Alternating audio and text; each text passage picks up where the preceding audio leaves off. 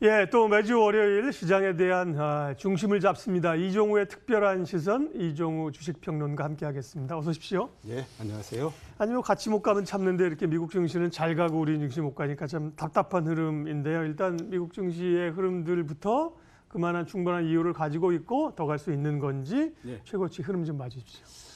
작년 9월 달에 미국 시장이 사상 최고치를 기록을 했고요. 네. 그다음에 올해 5월 달에도 최고치를 기록을 했습니다. 네. 그리고 이번 최고치를 기록을 하고 있는데 조금 차이가 있다라고 봐야 되죠. 작년 9월 달하고 올해 5월 달에 최고치를 기록한 이후에는 주가가 곧바로 하락을 했기 때문에 뭐 그렇게 크게 의미가 있었다라고 보기는 어려운데 현재 주식 시장을 보면 현재까지는 아무튼 상승을 하고 있는 모양이니까 네. 이 전보다는 조금 더 낫다라고 이렇게 이제 볼 수가 있는데 내용적으로 보면은 주가가 올라가고 있기는 하지만 그렇게 힘이 굉장히 강한 것 같다라는 생각은 잘 들지는 않습니다. 원래 사상 최고치를 갱신하면 주가의 상승이 굉장히 빠른 속도로서 진행이 되는 것이 일반적인데 지난 주말에는 주가가 조금 올라가기는 했지만 그 이전에는 그다지 그렇게 크게 주가가 많이 올라간다든가 이런 모양을 보이지 못했거든요. 결국 보게 되면 다른 어떤 것보다도 지금 미국 시장의 상승 동력은 금리 인하인데 이 금리 인하 부분에 대해서 시장이 너무 익숙해진 때문이 아닌가 이런 생각이 많이 듭니다. 결국 그렇게 보면 향후에 미국 시장이 어떻게 움직일 것인가 하는 부분들은 이제 금리 인하 이 부분들을 어떻게 계속해서 생각할 것인가 하는 것에 따라서 결정된다고 봐야 되거든요. 근데 전통적으로 미국이 금리를 인하하는 거하고 주가가 움직이는 거하고 이런 모양을 보게 되면 첫 번째 금리를 인하하기 전에 주가가 올라가기 시작을 합니다. 그리고 금리를 인하하고 나면 그 다음서부터 좀 일정 시간 동안 조정을 하기 시작을 하고요. 그 다음에 이제 추가적으로 금리를 인하한다 이런 부분들이 나오게 되면 추가로 상승을 하거든요. 예. 그 다음에 대체적으로 한 3번 내지 4번 정도 금리를 인하할 때까지 주가가 지속적으로 상승을 하고 그 이후에는 이제 상승이 더 이상 이루어지지 않는 그런 형태로서 진행이 되는 것이 일반적인데 그런 면에서 봤을 때는 지금까지의 주가 상승은 어느 정도 이해할 수 있다라고 봐야 되겠죠. 근데 문제는 이 다음에 일단은 아무튼 한번 금리를 인하하고 난 다음에 일정 기간 동안의 조정 이 부분들은 과거의 예를 봤을 때 어느 정도 나타나는 그런 부분이다라고 봐야 되기 때문에 그런 부분들이고요. 그래서 일단 다음 주 정도까지는 어느 정도 상승은 이어질 걸로 보이는데 네. 단기적으로 봤을 때는 그 이후의 상승 이 부분들이 조금 걸리지 않을까라는 생각이 좀 듭니다. 오히려 이제 이달 말에 FOMC에서 금리를 한 차례 내리고 난 다음에 방향성들이 좀 고민이 된다는 말씀이잖아요. 예, 그렇죠. 예, 그러면은 뭐 금리 인하가 호재로 추가적으로 작용하기에는 그만큼 시장의 기대치만큼 더 빨리 내려줘야 되는데 그럴 것 같지는 또 않고. 예, 그러면 어떻게 돼야 되는 건 좀 변동성이 있을 수 있다고 봐야 되나요? 예, 변동성은 상당히 있다라고 네. 봐야 되죠. 그리고 지금 금리 인하는 어떻게 보면 참 희한한 상황에서 좀 이루어진다라고 네. 볼 수 있지 않습니까? 원래 이제 금리는 경기가 안 좋을 때 인하를 하기 때문에 네. 그러면 경기가 안 좋다라고 하는 건 주가 입장에서 봤을 때는 상당히 하락할 수 있는 요인이잖아요. 그래서 이 주가가 내려오는 상태에서 금리를 인하하는 것이 일반적인데 네. 지금은 거의 사상 최고치 부근에 있기 때문에 굉장히 높은 상태에서 이루어지고 있다. 이렇게 이제 볼 수가 있는데요. 이런 부분들을 한번 우리가 보게 되면요. 1980년 이래로 미국이 7번 정도 금리를 인하했고요. 금리 인하하면서 한 5번 정도 주가가 상승을 했던 것은 사실입니다.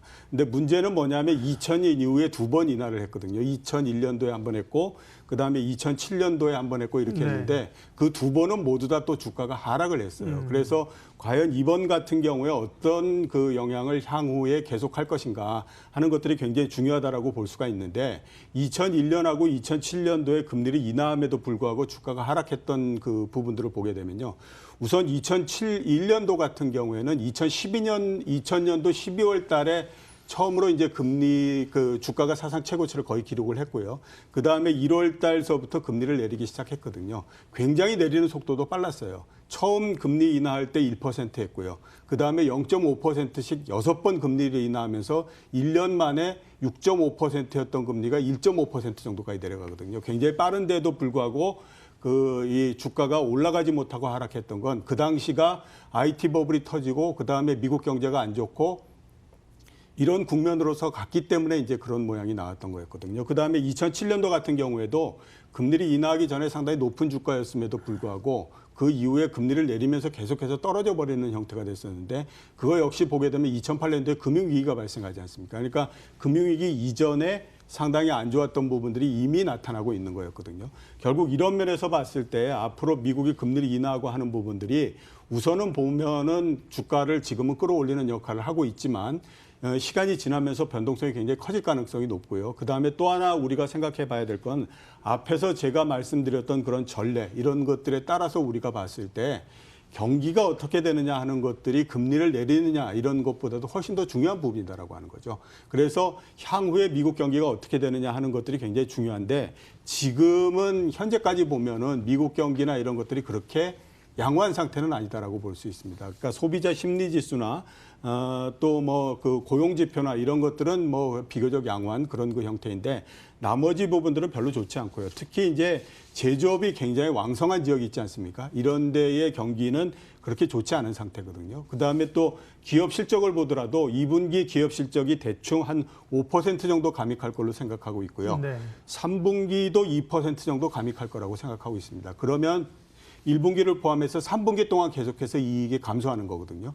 이게 2015년 이후에 처음이기 때문에 이런 부분들이 과연 주식시장에 어떤 영향을 미칠 것인가 하는 것들이 아마 그 앞으로의 관건일 텐데 지금 시장이 기대하는 것만큼 주식시장이 굉장히 좋게 움직이고 이러지는 않을 거라고 그렇게 생각이 되고 있습니다. 주가가 상당 부분 이제 고점에 올라와 있는 건 사실이니까요. 미국 기준으로 어떻게 보면 통화 정책이 약간 좀 견제를 브레이크를 좀 밟아줄 필요도 있는데 시장이 원하지 않는 거죠. 특별히 트럼프 대통령 같은 경우 원하지 않고 브레이크로 발을 옮기려고 발만 까딱거려도 난리를 내시죠. 하니까 지금 이제 걱정하면서 올라가는 상황인데요. 예.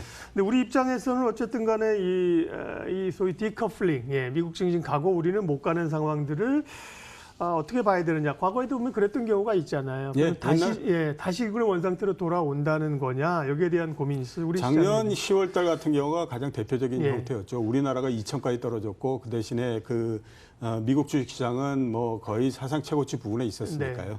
작년 10월 달 같은 경우가 가장 대표적인 형태다라고 볼 수가 있는데 근데 지금은 조금 더 상황이 좀 심각하다라고 볼 수 있는 게 이 디커플링이 되고 있는 것이 우리나라만의 문제가 아니기 때문에 네. 그렇습니다. 독일 시장 같은 경우가 지난주까지 6일 연속 하락했고요. 그다음에 유럽 시장이 금요일 날은 조금 올랐지만 그 이전에 5일 동안 연속해서 하락을 했어요. 그러니까 미국 시장이 움직이는 거하고 그다음에 다른 나라, 다른 선진국 거기에다가 우리나라 이런 데까지 움직이는 거가 조금씩 차이가 나는 그런 형태로서 계속 진행이 되고 있거든요. 이 부분들은 왜 이렇게 오느냐 하면 지금 금리 인하한다라고 하는 거는 미국 국내 문제지 않습니까? 예. 그러니까 이게 처음으로 금리를 인하하고 하는 거라고 하게 되면 세계적으로 관심을 모으면서 주가가 같은 방향으로 움직이고 뭐 이런 형태가 나왔을 텐데 그게 아니라 너무 오랜 시간 동안에 걸쳐서 금리를 계속해서 낮추고 낮은 금리를 갖고 가고 이러다 보니까 이제는 이 부분들이 미국 내의 문제로서 바뀌어버리는 형태가 돼버린 거죠. 그렇게 되다 보니까 이제 미국 같은 경우에는 금리를 내리기 때문에 주가가 올라가는 그런 부분들이 있지만 다른 나라 같은 경우는 이게 미국의 문제이다 보니까 그만큼의 영향을 발휘하기가 어려운 거죠.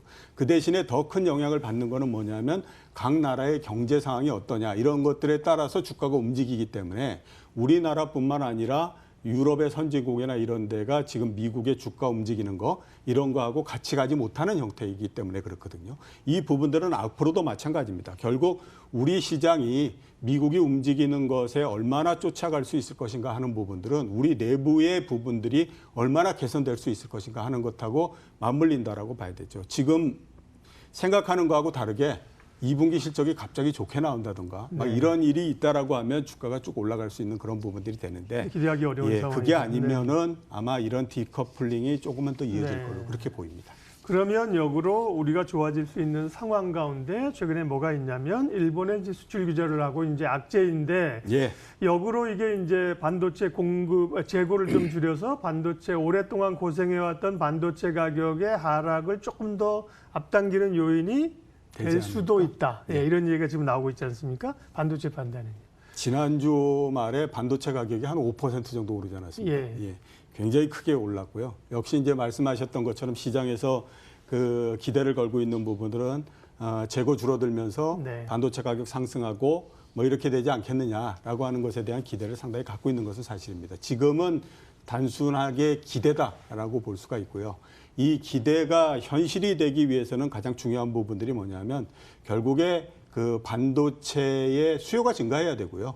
뭐 이런 부분들이 나와야 되는데 지금 그거를 기대하기는 현재로서는 쉽지 않다라는 생각이 듭니다. 왜 그러냐면요. 과거에도 보면 반도체 경기가 한번 꺾이고 나면요.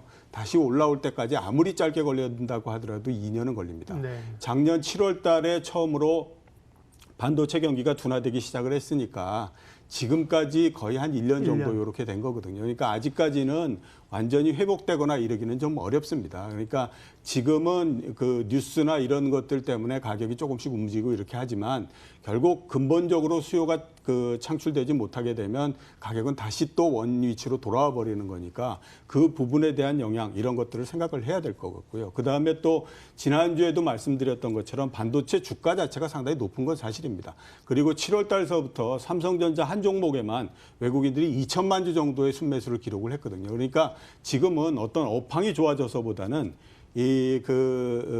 어떤 그 기대나 이런 것들에다가 수급이 한꺼번에 엎어지면서 그냥 이렇게 가격이 올라가는 형태가 되는데 우선 보면 이런 수급이 계속될 수는 없는 거죠. 왜냐하면 가격이 올라가면 수급은 당연히 수요는 줄어들고 공급은 늘어나는 형태로서 될 수밖에 없는 거니까요. 그죠? 이런 부분들에다가 근본적인 펀드멘탈한 개선 이런 것들이 없는 한은 지금에서 반도체 가격이 계속해서 상승하고 그에 따라서 반도체 경기가 굉장히 좋아지고 이런 형태로서 계속 진행되기는 좀 어렵다 이렇게 볼 수가 있는 거겠죠. 이번 주 금토위가 있는데 뭐 우리 금융통화위원회의 스탠스는 시장에 영향력을 별로 주지 않은 지는 오래됐고요. 네, 그렇죠. 금리를 미리 내리지도 않을 거고요.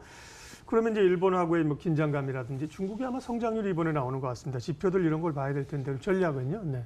예, 전략 역시 가장 중요한 건 이제 2분기 실적이 나올 때가 됐으니까 실적 어떻게 되느냐에 따라서 굉장히 중요하다고 봐야죠. 제일 첫 번째 발표하는 삼성전자나 이런 데가 안 좋았기 때문에 이 기세가 계속되느냐 아니면 중간에 기세를 꺾어서 다른 쪽으로서 가느냐 이런 것들이 굉장히 중요하다고 봐야 될 것 같고요. 아무리 뭐 영향이 좀 줄어들었다라고 하더라도 미국의 주가가 사상 최고치를 갱신한다라고 하는 거는 마음적으로 위로가 되는 부분들은 좀 있지 않습니까? 예. 그렇기 때문에 이게 그 영향이 좀 있다라고 봐야 될 것 같고요. 중소형주 코스닥 굉장히 많이 하락을 했는데요. 지난주 중반 넘으면서부터 조금 안정이 되지 않았습니까? 안정이 되고 난 다음에 상승으로서 반전할 수 있을 것인가 이런 부분들이 굉장히 중요한 그런 그 부분이다라고 봐야 될 것 같거든요.